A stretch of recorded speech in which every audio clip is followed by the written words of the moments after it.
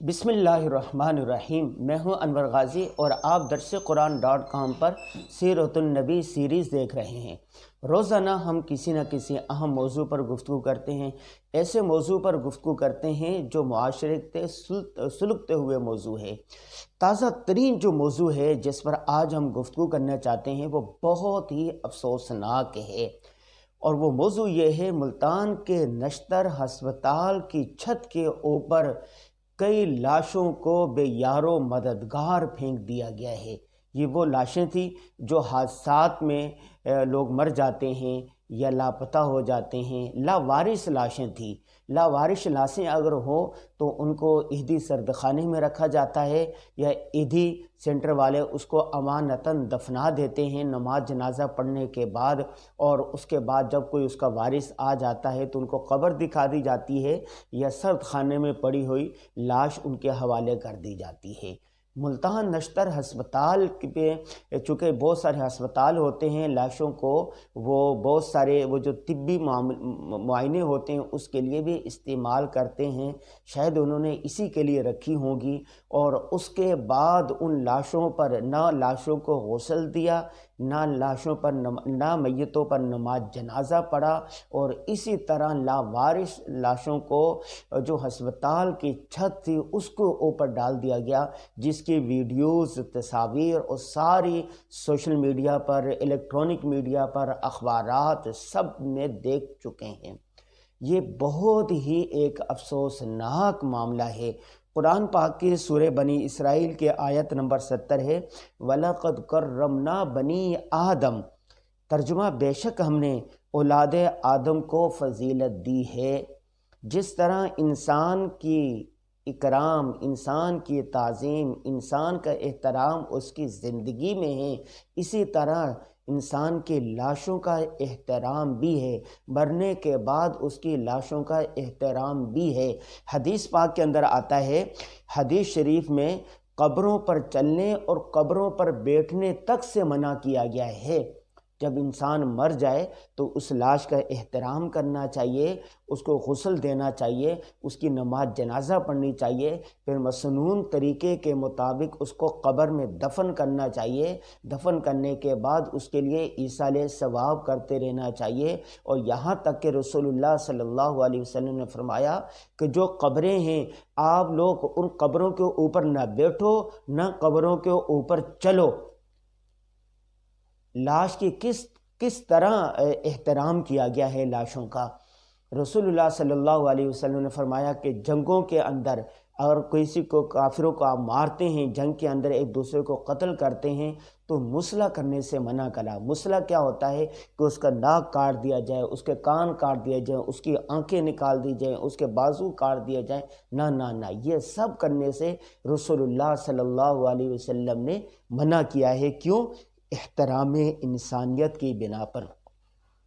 रसूलुल्लाह सल्लल्लाहु अलैहि वसल्लम रहमतुल लिल आलमीन थे, तमाम जहानों के लिए रहमत बना कर भेजे गए थे, तमाम इंसानों के लिए शफ़क़त बना कर भेजे गए थे।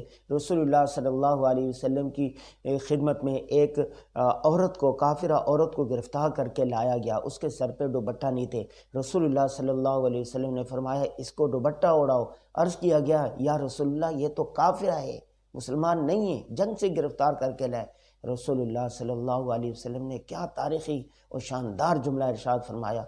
आप सल्लल्लाहु अलैहि वसल्लम ने फरमाया, बेटी तो बेटी होती है, खा किसी की हो, इसका भी एहतराम है। चुनाचे उसको दुपट्टा ओढ़ा दिया गया, उसको इस्काफ पहना दिया गया।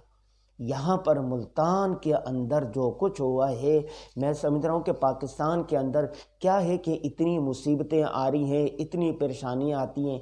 कभी इंसानों के हाथों इंसान मारे जा रहे हैं, और कभी आफात से बलाएँ, मुसीबतें सैलाब की सूरत के अंदर, बारिश की सूरत के अंदर हम पर नाजिल होती हैं। कभी यहाँ पर कत्ल व गारत का बाज़ार गर्म हो जाता, कभी लिसानियत की फसादात शुरू होती है, असबियत शुरू हो जाती है। ये क्यों है भाई? जब हम मुसलमान, हम अल्लाह को मानने वाले, अल्लाह के नबी को मानने वाले, रसूल को मानने वाले, कुरान की तालीमात को मानने वाले, रियासत मदीना के बाद इस रियासत مدینہ کے بعد اللہ رسول کے نام پر قائم ہونے والی جمہوریہ پاکستان میں رہتے ہیں. ہمارا قانون، ہمارا آئین سارا اسلامی ہے، جس میں ایک ایک چیز کی بڑی عزت اور احترام کے ساتھ اس کو بیان کیا گیا ہے. دیکھیں، قرآن مجید رسول اللہ صلی اللہ علیہ وسلم پر نازل ہوا. حدیث نبوی رسول اللہ صلی اللہ علیہ وسلم کی تعلیمات اور معاملات کو کہا جاتا ہے. تعلیمات اور معمولات سے عبارت ہے. سیرت رسول صلی اللہ علیہ وسلم حضور صلی اللہ علیہ وسلم کی حیات طیبہ ہے. گویا اگر ہم یہاں پر دیکھیں کہ اس کا مطلب یہ ہوتا کہ تینوں موضوعات کا مرکز اور محور رسول اللہ صلی اللہ علیہ وسلم کی ذات مبارک ہی ہے. اس لیے رسول اللہ صلی اللہ علیہ وسلم کی تعلیمات کے اندر، رسول اللہ کی حیات کے اندر یہ تمام معاملات پیش آئے، یعنی پیدائش سے لے کے موت تک ہر چیز واضح طور پر بیان کر دی گئی. انسان نے زندہ رہنا ہے تو کیسے رہنا ہے، زندگی گزارنی ہے تو کیسے گزارنی ہے، اور شادی بیاہ کرنا ہے تو کیسے کرنا ہے، اور اگر بیمار ہو جائے تو بیمار کی عیادت کرنی ہے تو کیسے کرنی ہے، تیمارداری کرنی ہے تو کیسے کرنی ہے، اگر آدمی مر جائے تو مرنے کے بعد جا کے تعزیت کرنی ہے تو کیسے کرنی ہے، مرنے کے بعد جو لاشیں ہوتی ہیں ان کے ساتھ آپ نے کس طرح معاملات کرنے ہیں، کس طرح ان کو غسل دینا ہے، اور ہمیں کہا گیا کہ جلد سے جلد ان کو دفنا دو. دفنانے کا طریقہ کار بتایا گیا ہے، غسل دینا ہے، نماز جنازہ پڑھنی ہے، نماز جنازہ پڑھ کے آرام سے اس کو قبرستان لے کے جانا ہے، قبر سنت کے مطابق کھود کے وہ اس کو آرام سے رکھنا ہے، اس کا منہ قبلہ رخ کرنا ہے، اس کے بعد مٹی ڈالنی ہے، اس کے بعد ایصال ثواب کرنا ہے. اور پھر ابھی میرے سامنے یہ سیرت کی ایک کتاب رکھی ہوئی ہے. سیرت کی کتاب اس موضوع پر کہ احترام انسانیت کتنا ضروری ہے، انسان کی جس طرح زندگی میں تکریم ہے، عزت ہے، احترام ہے، اسی طرح مرنے کے بعد بھی اس کا احترام ہے. کل ہم نے بیان کیا تھا کہ جو یتیم بچے ہوتے ہیں معاشرے میں اس کی کس قدر اہمیت ہے. فرمایا سب سے بہترین گھر وہ ہے جہاں پر یتیم کی عزت احترام کی جاتی ہے، سب سے برا گھر وہ ہے جہاں پر یتیم کو دھکے دیے جاتے ہیں. ایک تو زندہ انسان ہے اس کی عزت احترام ہے، پھر لاش کی ہے، اور پھر لاوارث لاش ہو جس کے کوئی لاش کا کوئی وارث نہیں ہے، وہ حادثے میں مر گیا، اس کے خاندان کے لوگ نہیں مل رہے، یا گم ہو گیا کہیں پر، یا وہ کوئی آدمی تھا پاگل ہو گیا کہیں پر آ کر مر گیا. وہ لاوارث لاشیں بے شمار ہوتی ہیں، پوری دنیا میں ہوتی ہے، ہر جگہ ہوتا ہے. ان کو اٹھایا جاتا ہے احتراماً، اس کو سینٹر بنے ہوئے حکومت کے سرد خانے ہوتے اس میں رکھا جاتا ہے، اور ورثہ تلاش کرتے رہتے ہیں اپنے پیاروں کو. پاکستان میں اس وقت ہزاروں کی تعداد میں لوگ لاپتہ ہیں، جن کو پتہ نہیں ہے کہ ان کے پیارے کہاں ہیں. کسی عورت کو پتہ نہیں ہے اس کا شوہر کہاں ہے، اسی طرح کسی ماں کو پتہ نہیں ہے اس کا لخت جگر کہاں پر ہے، کسی باپ کو پتہ نہیں ہے اس کا بیٹا کہاں ہے. وہ پاگل ہو گیا، یا کسی نے اٹھا لیا، یا اغوا برائے تاوان ہو گیا، یا اس کا دماغ پھر گیا، چکرا گیا، اور وہ اسی اندھی گلیوں کے اندر، اندھیر راتوں کے اندر اور گمرام وادیوں کے اندر مارا گیا. پھر اس کی لاشیں جو ہوتے ہیں پولیس اسٹیشن پہ پہنچ جاتی ہیں، وہ سرد خانوں میں دے جاتے ہیں، یا بسا اوقات ہسپتالوں میں لاشوں کو لایا جاتا ہے، اور ہسپتالوں میں جتنے بڑے سرکاری ہسپتال ہیں سب میں لاوارث لاشیں آتی ہیں. کل عبدالستار عیدی کے بیٹے کا میں انٹرویو سن رہا تھا، اس نے کہا کہ ہمیں جہاں بھی پتہ چلتا ہے کوئی لاوارث لاش ہے، ہم ہسپتالوں سے لے کر آتے ہیں، سرد خانے میں رکھتے ہیں، اس کا پورا پتہ ہوتا ہے، ایڈریس ہوتا ہے، اور کبھی کبھار اس کو دفنا دیتے ہیں. جب کوئی اس کا وارث آ جاتا ہے ان کو وہ قبر دکھا دی جاتی ہے، یا سرد خانے سے نکال کر وہ لاشیں دے دی جاتی ہیں، یا قبر کشائی کر کے ان کے حوالے کر دی جاتی ہے. جس کا پیارا اس کی لاش مل جائے تو اس کو صبر آ جاتا ہے. جو آدمی گم شدہ ہو اس کی ماں کو کبھی، اس کی ورثاء کو کبھی صبر نہیں آتا. جس ماں کا بیٹا لخت جگر گم ہو گیا ہے اس سے اس کی پوچھیں اس کا کیا حال ہے. جس کا بیٹا گم ہو گیا ہے اس سے پوچھیں کیا حال ہے. جس کا شوہر لاپتہ ہے، اس سے پوچھے اس کے دل پر کیا بیت رہی۔ ایک ایک لمحہ قیامت بن کے گزرتا ہے۔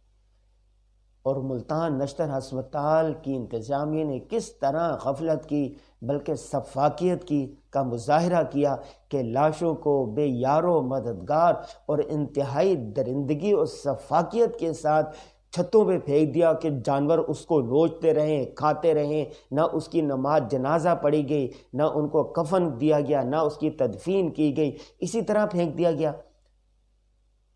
عیدی سینٹر کو دے دیتے، سرد خانے میں رکھی جاتی ہے، اس کو دفنا دیا جاتا۔ تو جس نے بھی یہ کی ہے وہ اللہ سے معافی مانگے، وہ توبہ کرے۔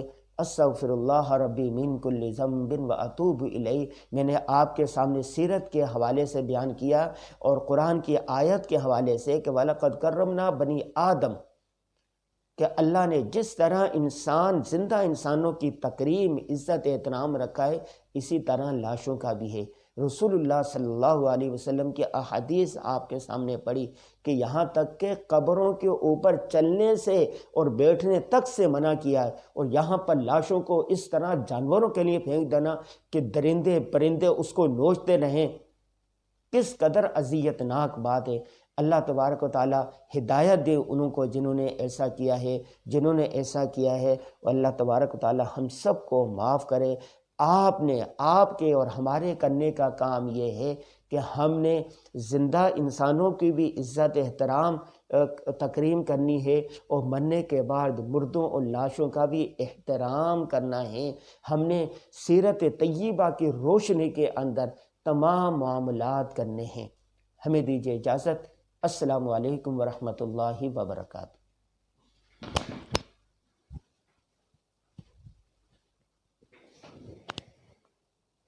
درس قرآن .com www.درسقرآن.com